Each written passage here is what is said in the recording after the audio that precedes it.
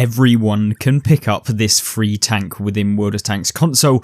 Let's take a look at whether it is actually worth spending your time to get, and it is of course free for you to be able to get. Now, how do we actually get it for free? Well, you have to complete the challenges for the Paladin challenge, which is right here. There are 4 weeks worth of challenges that you have to complete. Each week has 3 different challenges. Once you complete those, you then get the basically you complete the stages, and then if you complete all of the stages all the way up to week 4, you're going to be able to get the tank for free. And so also, if you already own the tank, like I currently already own the tank itself, you'll get the silver equivalent, which I believe is 4.2 million silver for already owning the tank and then receiving it again. So it's a nice bonus to your silver reserves if you don't or if you already have this challenge completed from last year. But in terms of how the tank actually plays within the game, let's get into it. Now, key things about the tank. Is it overpowered? Now, my first thing that I'm going to say right back to you is no. This tank is not overpowered. It's not an overpowered tank. You'll see that in the gameplay coming up soon. But what it does have is the DPM of a medium tank on a heavy tank at tier 8. You can see here, damage per minute in the center of the screen, 2,463. Really, really good. Armor damage, you're going to be able to deal every single time. It's 230 alpha, which means that, yeah, it's a pretty low kind of hitting. It's not a very high hitting Paladin Carnarvon Action X, so you're not going to be able to deal as much damage as you probably would want to in a heavy tank. However, you can definitely hit heavy tanks that you're seeing on the opposite team when you're brawling for multiple times every single time they try and hit you. So it is a really, really good tank to be able to dish out the DPM, and probably if you're interested in your British medium tanks, then this is actually not a bad heavy to kind of showcase that kind of play style within a heavy tank. So it's very emulative of playing a medium from the British line. So I really do enjoy this, and I really do hope you guys actually get it. Let's look at some gameplay as to how the tank actually plays and discuss those statistics even further. Obviously, equipment wise, we went with advanced optics, advanced loader and advanced powertrain, and obviously the standard consumable loadout I use on every single one of my tanks within World of Tanks console. So let's get into it. I'll see you there. Right then, so how can we make this tank work within the game? We're of course playing on Muravanga in the background here. We're going to talk through some things that you want to be thinking about within the game. Obviously, in this matchup, it is a tier 10 game, I believe, with having the Super Conqueror over in front of us.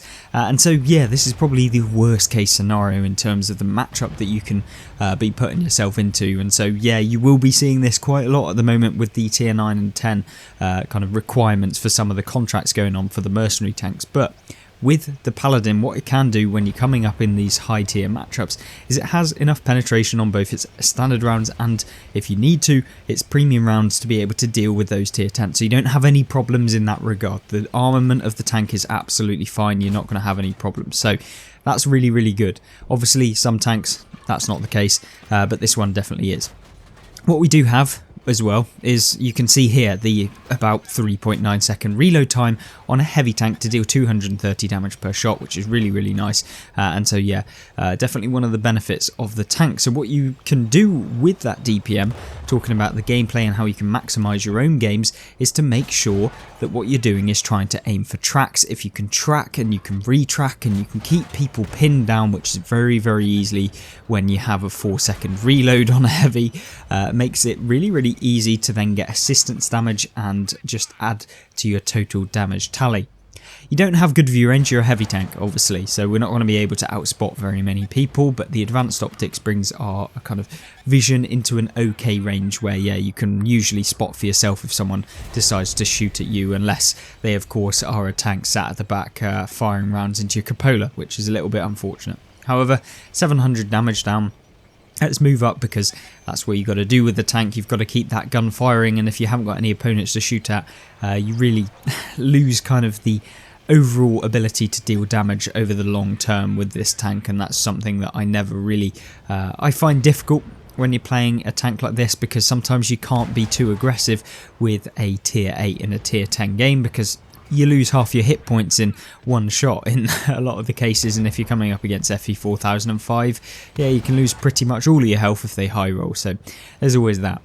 Now what we're doing, obviously we wait until we go undetected, and now it's just time that we move forward and just be as aggressive as possible. Yes, we may take a shot, but if we take a shot, you know, we can kind of play around that, and luckily we don't. 700 damage currently within the game. What we can do from this point is just try and crest the ridge, see if we can spot anyone. I do try and get a nice snapshot into the Scorpion G, which is unfortunate we don't manage to, but the Scorpion snapshots us and bounces, which is really, really good. Key thing right there, don't over peak with this tank. It is very, very boxy, and because of the boxy armor model of the tank, it makes it very easy for your opponents to just snapshot you. So don't be relying on the frontal armor of this thing, and if you have to, make sure that you get hold down and make sure that you actually raise your gun up into the path of the cupola, which makes it harder for people to pen you, because the cupola of the tank is absolutely terrible and everyone will be able to pen you really, really easily with this.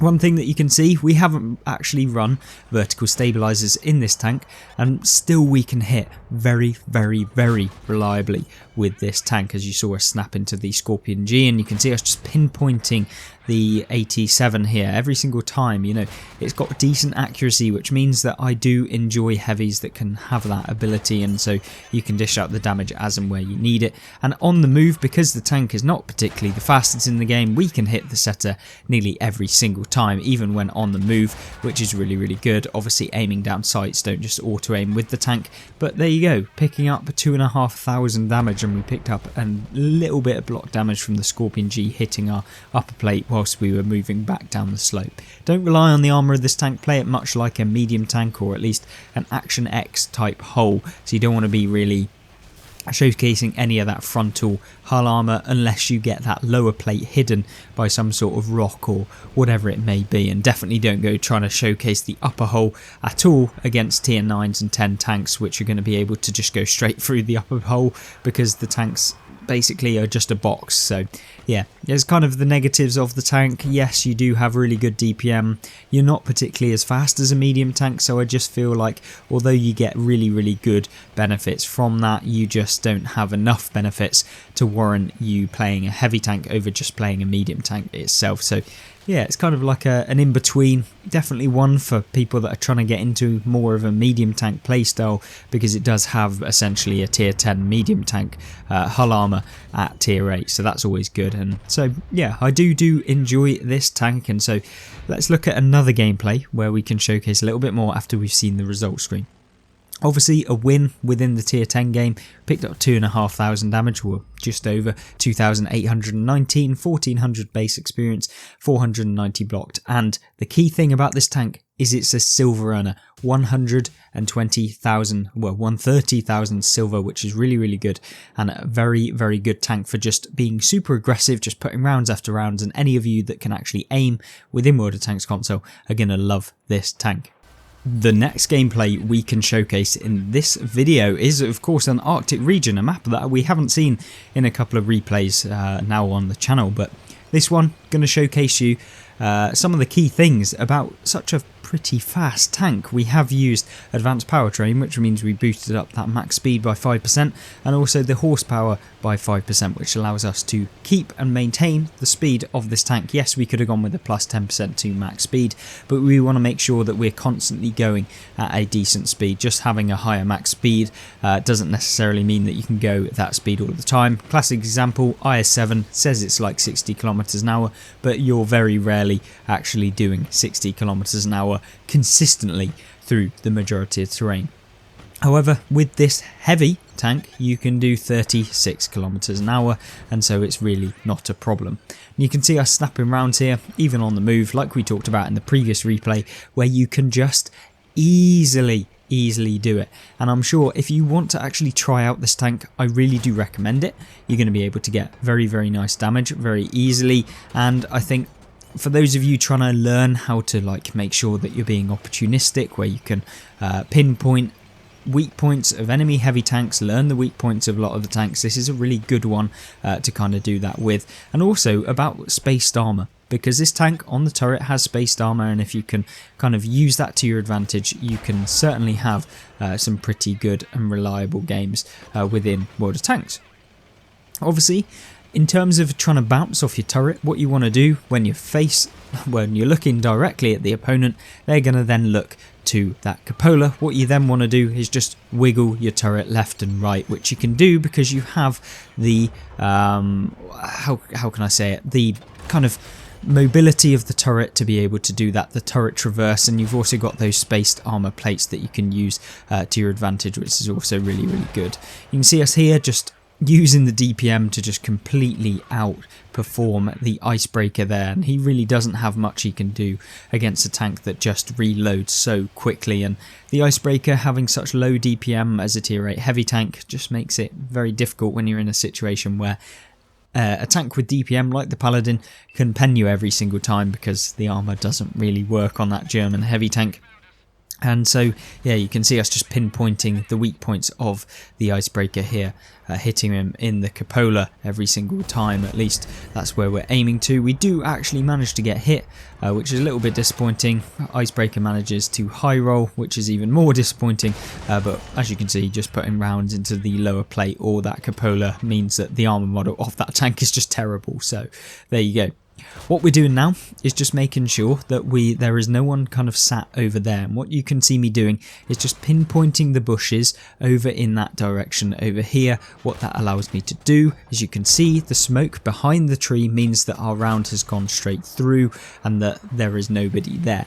Obviously, if we get any kind of damage marker, if we get a hit marker, or if we basically get any sort of critical damage, that will mean that there's someone there, and so we can't push too aggressively in this area. And what I noticed was there is a lot of tank destroyers on the enemy team that are going to be able to deal damage to us if we do get caught out in this position. And you can see from here, we actually get spotted and we're targeted now. And from what I can see, there's no one really over here, at least within the range straight ahead. And since we get spotted by poking over where only the person over to the right, where we were just pre-firing, means that, yeah, it's probably over in that direction. And just as we suspect, we get hit by the Borsig, which I was hoping that we wouldn't take a shot, but it's no real problem that we do eventually take that shot, because now we can move up, we're in a better position, and we can impact the game now, as opposed to just sitting there waiting, hoping that we can do something, and then eventually if our team then loses because we didn't do anything, we'd then not be able to get any more damage within the game, and so that's something we're not willing to do. And from this point, you know, we're going to basically ping to our teammate, let's just go, because we have a very limited amount of time left in the game to get any more damage, and that's exactly what we're trying to do. 2,500 damage isn't awful in a premium tier 8 heavy tank that can easily earn you silver within the game, and since you don't need all of those premium rounds, you don't really have to worry about losing credits every single game. So that's all something I like about the Paladin, and it certainly does that very well. Obviously you can see us here just waiting for the super Hellcat, hopefully it will appear. Don't know why I aimed that so badly, but you can see you can quite easily pinpoint targets very quickly, and you have decent accuracy. Unfortunately we don't manage to hit the super Hellcat there, which is a bit unfortunate, and then yeah, it's looking like we probably won't get any more damage, and that is entirely right, as the Udes get spotted behind that big rock. But we did manage to get 2,500 damage, 450 assistance. Only played about 5 games since replaying this tank. Definitely a really fun one. Is it better than the Eradicator, the premium auto-loading version of this tank? No, probably not, because the auto-loading feature of the Eradicator with the 280 alpha damage as opposed to the 230 on this one mean that, yeah, you can dish out the damage much faster in a short period of time, which means you don't have to expose yourself as much. And so, yeah, there's that kind of benefit of having the autoloader version of this tank. And so, yeah, overall, is it a good tank? Should you get it? Yes, 100%. Work your way towards this. It's a brilliant tier 8 heavy, and it certainly isn't terrible. Is it the best tank in the game? No, but it is a very decent performer, and so for that reason, make sure that you hop on every single week as part of the Paladin Earn Challenge to be able to get this one for free. Hopefully you enjoyed this video. If you want to check out any other gameplay videos and replays and analysis and how-to guides, there should be some on screen. Other than that, I hope you join me in the next one. Goodbye.